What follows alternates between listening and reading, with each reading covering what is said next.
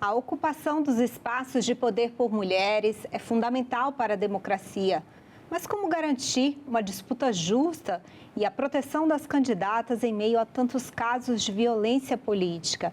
Este Cidadania é produzido em parceria com o Senado Verifica, o serviço oficial de combate à desinformação do Senado. E a gente recebe aqui hoje a senadora Augusta Brito, que é procuradora especial da mulher do Senado Federal. Senadora, muito obrigada pela presença aqui hoje. Eu que agradeço a oportunidade de poder estar aqui para a gente conversar e bater um papo e informar, né, sobre as ações que a gente vem fazendo aqui no Senado. Tá joia. Senadora, essa questão da violência, a percepção, ela é muito individual. Então, eu queria começar, para a gente instruir quem está em casa, quando a gente está falando de violência política de gênero, a gente está falando sobre o que exatamente?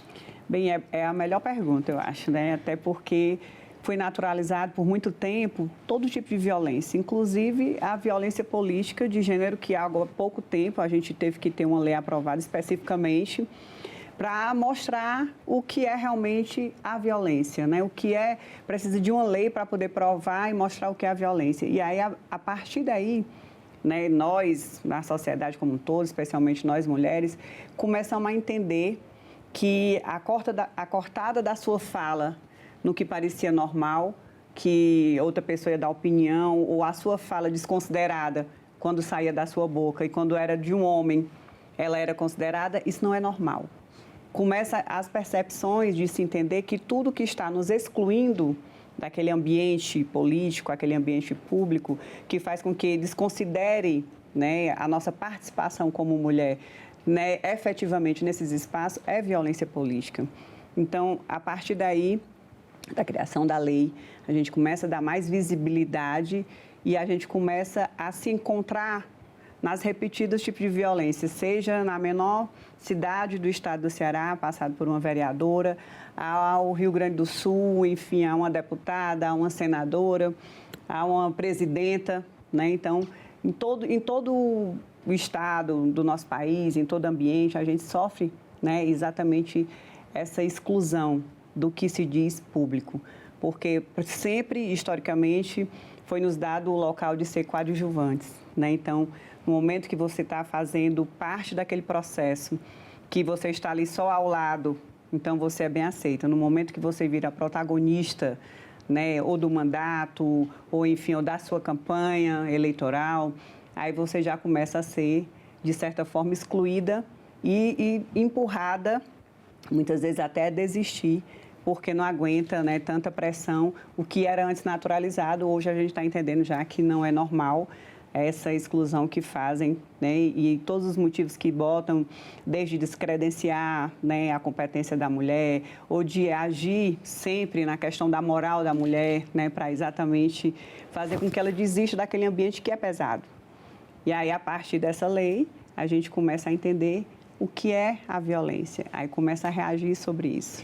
Senadora, a Lei 14.192, né, que, imagina, de 2021, então a gente está falando de algo que sempre existiu, mas que assim, definido em lei, é muito recente até, exatamente, né? E, na prática, a senhora observa que a lei tem sido aplicada e que há uma punição desses agressores? Bem, assim, nova, né? Eu digo uma lei recente. E a gente sempre tem aquele questionamento de fazer com que as leis tramitem aqui, que a gente consiga a aprovação delas. Mas não é tão simples assim, né? A lei foi aprovada, foi sancionada, mas a gente precisa verdadeiramente fazer com que ela seja efetivada, saia do papel.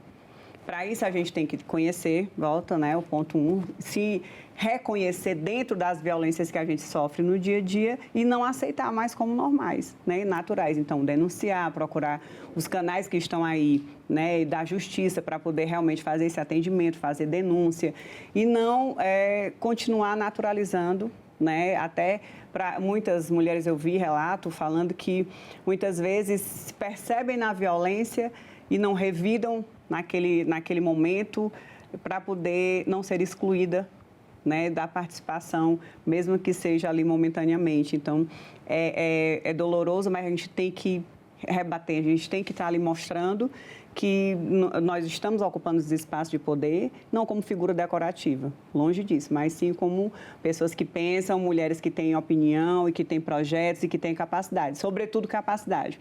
Que a primeira coisa quando uma mulher entra na política é questionado, né, se ela tem competência ou não, se ela realmente gosta da vida pública ou não, porque ela não tem nem o direito de gostar, né, porque ela tem que cuidar da vida privada.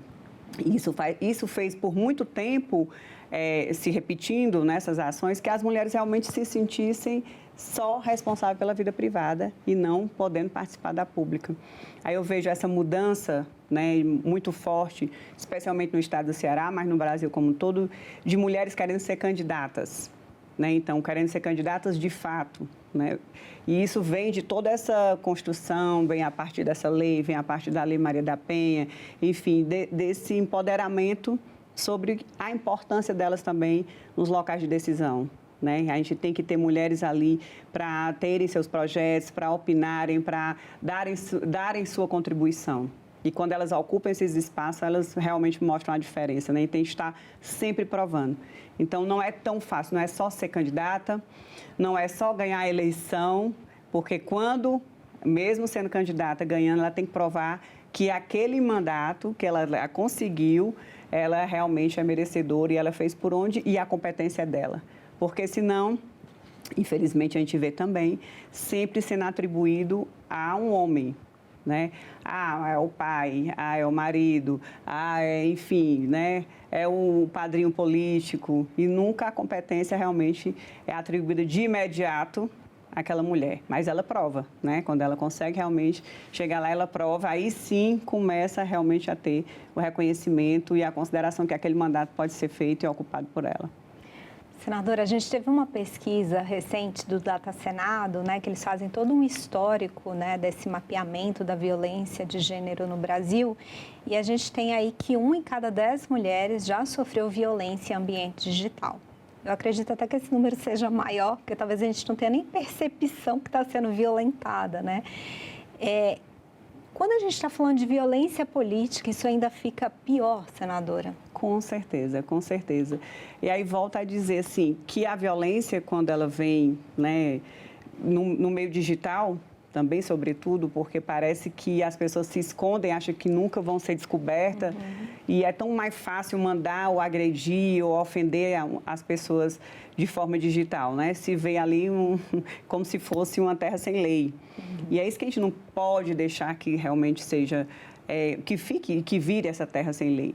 Mas sobre nós mulheres, ela sempre vem na agressão em relação à moral da mulher, em descredenciar ela como mulher, né? Sempre vem, muitas vezes, a grande maioria das vezes, com questões que vão ali acabar levando para a questão sexual, para a questão, ela só está ali porque tem um caso sempre descredenciando exatamente a competência da mulher. E para descredenciar a competência da mulher, nos ataques digitais, vem muito em fazer com que ela tenha medo, vem com ameaça, vem muito fortemente assim, eu sei onde você mora, eu sei quem são seus filhos, então se você for falar isso, e sempre em relação à questão da moral da mulher, geralmente não é no projeto que ela está defendendo, não é, enfim, nas questões ideológicas também muitas vezes não é exatamente a questão política em si, mas os ataques vêm pela questão moral, né? Por não aceitar, pelo machismo estrutural, que uma mulher vai ocupar um espaço público que muitos não aceitam, que acham que tem que ser sempre de homens. Então, aquilo ali, infelizmente, dói muito em muitas pessoas que têm esse machismo estrutural, né, muito fortemente, que vê através das redes sociais, enfim, da forma digital, um lugar seguro, infelizmente, para poder fazer qualquer tipo de ameaça, enfim, que vai excluir a mulher até de participar daquele processo. Porque a gente não tem uma lei específica falando sobre a questão e coordenando essa questão dos ataques digitais, né? Quanto tempo tem que ser dada a resposta pelas plataformas, quanto tempo tem que sair do ar, qual é a resposta que tem que ser dada. Nós temos, assim, várias leis que incluem, né, a questão digital, mas não temos uma lei específica ainda que faça uma regulamentação mais forte, né, e que a gente consiga realmente dar uma resposta à vítima também com a celeridade maior, porque a gente sabe que uma fake news, quando ela é lançada, ela tem um grau de alcance, né, assim, eu não sei nem quantas vezes maior do que uma notícia verdadeira, do que realmente uma notícia, né? E ela, para ser desfeita, aí, então, é quase um dano irreversível, né? E se for uma campanha de uma mulher, porque geralmente agora, nesse período eleitoral, a gente sabe que as mulheres sofrem muito isso, né? De fake news, e infelizmente até de criar, de botar foto da mulher, enfim, de criar junto, né? Com a IA, coisas inverídicas, né? Mas que aí até serem desconstruídas. Passou a campanha, passou a eleição, ela já perdeu, ela já está adoecida mentalmente, ela já tem toda uma estrutura familiar que muitas vezes não tem também um suporte que se desfaz por conta de ataques, né, que são feitos, que não tem uma resposta tão, eu diria assim, eficiente, né, no combate e para que a gente possa estar mostrando a verdade. Então, ainda falta assim, algo mais para que a gente possa dar essa segurança realmente, né, como tem que ser feito, para que a gente possa fazer justiça, né? Senadora, a senhora falou aí muito de fake news, né? E tem uma coisa muito importante para quem está em casa entender que desinformação, gente, não é informação errada, fora do contexto que está ali sendo compartilhada. Ela tem uma intencionalidade, ela tem uma intenção de manipular, de prejudicar, né? De confundir as pessoas. Então, diante, senadora, desse fenômeno da desinformação, você falou também sobre o uso de IA, as deepfakes, né? A gente está em ano eleitoral e a gente sabe que esse vai ser um grande desafio para a Justiça Eleitoral e também para as mulheres candidatas, né? Como é que vocês estão pensando em como lidar com isso em ano eleitoral, como conscientizar a mulher candidata, como também fazer com que a Justiça consiga estabelecer um ambiente justo, uma disputa mais justa? Bem, pensando exatamente nesse ano, né, de eleição, um ano mais difícil, mais complicado, que aparece todo tipo de ataque, né, e todos os tipos de ataque que acontecem na política em si, para nós mulheres ele vem com peso dobrado, né, como sempre, infelizmente. Então, a gente lançou na Procuradoria Especial da Mulher o Zap Delas, que é um canal exatamente para que a gente possa estar orientando, acolhendo, fazendo atendimento virtual, presencial também, sobre quais as condutas que têm que ser feitas a partir ou de uma violência que seja cometida, seja ela virtualmente, ou seja ela física, psicológica, qualquer uma delas. Então, a gente faz as orientações, os encaminhamentos, acompanha também aos órgãos competentes, se for preciso registrar denúncia, e também cobra, né, a resposta para que a gente possa dar segurança a essas mulheres que ali estão procurando e pedindo ajuda, para que a gente possa fazer justiça com a ferramenta que é do Senado Federal, que garante o sigilo dessas mulheres que muitas vezes não têm como ir até uma delegacia ou não se sente segura, né, a procurar realmente, mas através do Zap delas encontra uma facilidade e uma segurança que a gente dá, com certeza, em garantir o sigilo, em procurar realmente informar e acompanhar todo o procedimento que, se for necessário ser feito. Ou então, a gente também está fazendo, né, e agindo com ações educativas, né? Então, estamos fazendo várias palestras em faculdades, em escolas, em ambientes eleitorais, junto aos partidos também, para que a gente possa estar intensificando ainda mais o que é a violência, o que a gente tem que fazer, se assim se perceber dentro dela, como prevenir também, né, que aconteça e denunciar. Né, que eu acho que se a gente denunciar, a gente com certeza vai evitar que outras mulheres que venham depois de nós tenham que passar, né, por algum tipo de violência que a gente já vem passando diariamente. Eu digo muito que a violência política, ela não é esporádica, né, ela é todo dia, toda hora, a todo momento. Então, a gente tem que ficar alerta sempre para que a gente não se permita passar por ela sem que seja registrado ou combatido ou rebatido da forma que tem que ser feito, né? Para que outras não sofram e para que fique mais leve para quem vem, né? Eu acredito que nós já estamos aqui porque nós tivemos tantas outras que foram abrindo as portas e que as mulheres todo o Brasil, que possam perceber que elas podem estar na vida pública sem se cobrar, porque não estão na vida privada, porque talvez tenha que deixar o filho numa creche ou tenha que deixar o filho aos cuidados do pai, né? Então, que isso não seja uma cobrança nem um peso, mas que isso seja uma união, né? E realmente uma igualdade de oportunidades.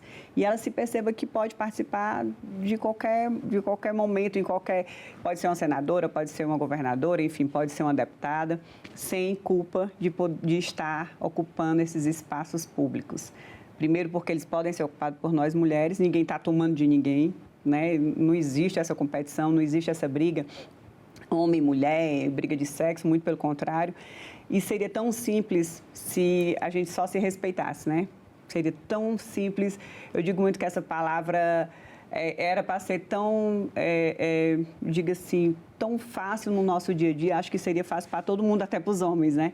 Mas, infelizmente, a gente anda buscando aí por ela sempre, né? Sempre, desde do credencial de você estar no mandato porque tem competência, que você pode estar naquele espaço, desde as candidaturas, enfim, até a gente ter esse verdadeiro reconhecimento, né, que não é dado à mulher, né? Ele é realmente sempre conquistado, com muita luta, provado, né, para que todos possam reconhecer realmente a validade da mulher participando, não só da política, né?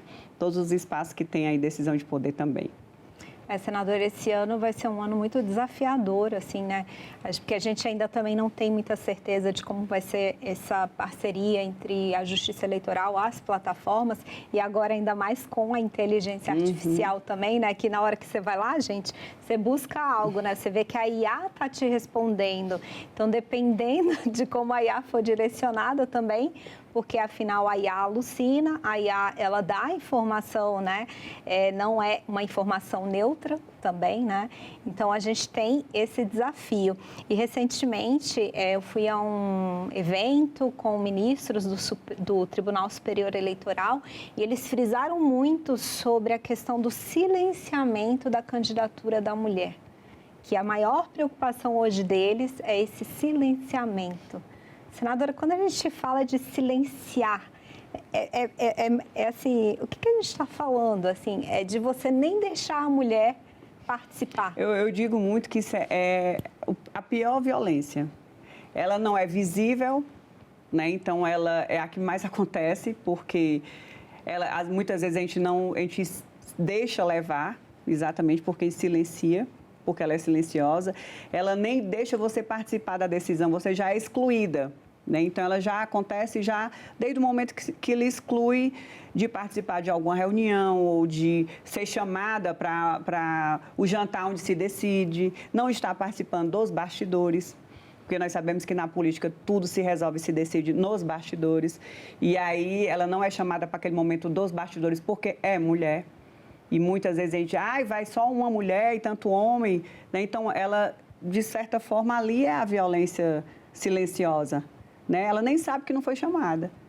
Né? Ela não está nem cotada a ser chamada. Por quê? Porque ela é mulher e só vai ter homem. Então, aquele momento onde se decide, que são os bastidores, muitas vezes ele é totalmente excludente.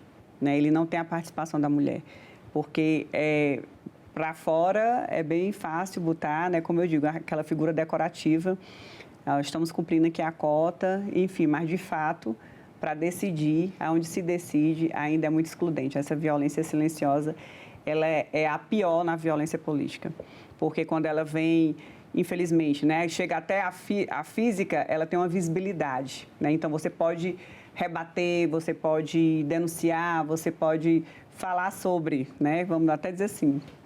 E quando ela é a silenciosa, ela vai só lhe matando sem você nem perceber. Né? Você não sabe nem que está sendo excluída do processo. Então, para mim, eu considero a pior. É a pior de todas. Nem é a psicológica, que a gente também sofre muito, nem é realmente a que a gente nem pode participar. Né? É a silenciosa. Senadora, e pegando uma mulher hoje negra que está na periferia, que é LGBTQIA+, o que a senhora falaria hoje para essa mulher que tem vontade de ser candidata, que quer mudar ali a realidade dela? Como é que ela pode se fortalecer para enfrentar e participar? Eu diria assim, é possível, né? É possível. Nada é fácil, né? Sobretudo para a mulher negra, né? Para a mulher LGBTQIA+, enfim. não é fácil, né? E se não tiver num parâmetro que foi, né, tido como um parâmetro regular, vou dizer nem normal, né? Um parâmetro regular de sociedade, então já tem um outro grau maior ainda, né, de ser excluído, enfim, de não ser nem, de ser silenciado. Então, não é fácil, mas é possível, né? Existem várias ferramentas que podem ajudar.